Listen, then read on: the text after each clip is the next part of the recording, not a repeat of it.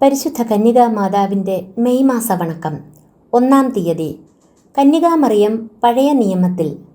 പരിശുദ്ധ കന്യകാമാതാവിനെക്കുറിച്ച് ബൈബിളിൽ പല പരാമർശനങ്ങളുണ്ട്. അവയിൽ പഴയ നിയമത്തിലുള്ള പ്രധാനപ്പെട്ട ചിലത് നമുക്ക് ധ്യാന വിഷയമാക്കാം. പാപത്തിൽ നിബന്ധിച്ച ആദ്യ മാതാപിതാക്കന്മാരെ ദൈവം ശിക്ഷിച്ച് പറുദീസ തോട്ടത്തിൽ നിന്ന് ബഹിഷ്കരിച്ചു. അവർക്ക് ശിക്ഷ നൽകിയ ദൈവം ഇവരെ വഴിപിഴപ്പിച്ച സാത്താനെയും ശിക്ഷിച്ചു. അതൊരു വാഗ്ദാനം വഴിയായിരുന്നു.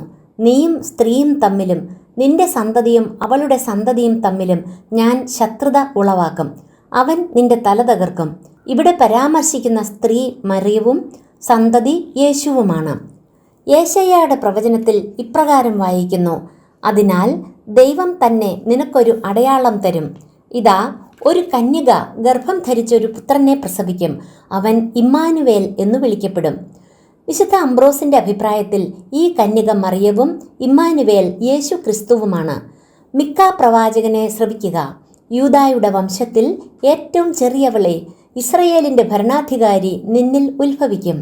കർത്താവ് ഭൂമിയിൽ ഒരു നവീന വ്യവസ്ഥിതി സൃഷ്ടിക്കും.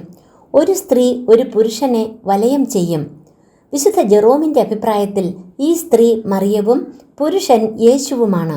ഉത്തമഗീതം എന്ന ഗ്രന്ഥത്തിൽ താഴ്വരകളിലെ ലില്ലിയും ദന്തഗോപുരവും മറിയത്തെ സൂചിപ്പിക്കുന്നു. ഉൽപ്പത്തി ഗ്രന്ഥത്തിലെ സാറ, റെബേക്ക, റാഹേൽ, മോശയുടെ സഹോദരി മറിയം, റൂത്ത്, സാമുവലിന്റെ മാതാവ് അന്ന, എസ്തേർ, ജൂദിത്ത് തുടങ്ങിയ സ്ത്രീകൾ പുതിയ നിയമത്തിലെ മറിയത്തിൻ്റെ പ്രതിരൂപങ്ങളായിട്ടാണ് വേദപാരംഗതന്മാർ കരുതുന്നത്. നമുക്ക് പ്രാർത്ഥിക്കാം. പിതാവും പുത്രനും പരിശുദ്ധാത്മാവുമായ ദൈവമേ, മനുഷ്യരക്ഷയ്ക്കായി തിരുസുതനെ വാഗ്ദാനം ചെയ്ത അങ്ങയെ ഞങ്ങൾ ആരാധിക്കുന്നു. രക്ഷകനായ മിശിഹായുടെ മാതാവായി പരിശുദ്ധ കന്യകാമറിയത്തെ തെരഞ്ഞെടുത്ത അങ്ങയെ ഞങ്ങൾ സ്തുതിക്കുന്നു. സ്ത്രീകളിൽ വാഴ്ത്തപ്പെട്ടവളായ മറിയത്തിൻ്റെ മാതൃക അനുകരിച്ച് വിശുദ്ധരായി ജീവിക്കുവാനും അവളിൽ വിളങ്ങിയിരുന്ന സുഹൃതങ്ങൾ അഭ്യസിക്കുവാനും ഞങ്ങളെ സഹായിക്കണമേ. ആമേൻ.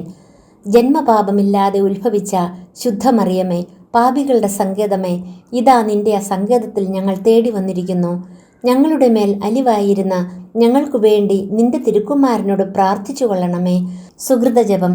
മറിയമേ, വാഗ്ദാനത്തിൻ്റെ പേടകമേ, ഞങ്ങൾക്കു വേണ്ടി പ്രാർത്ഥിക്കണമേ.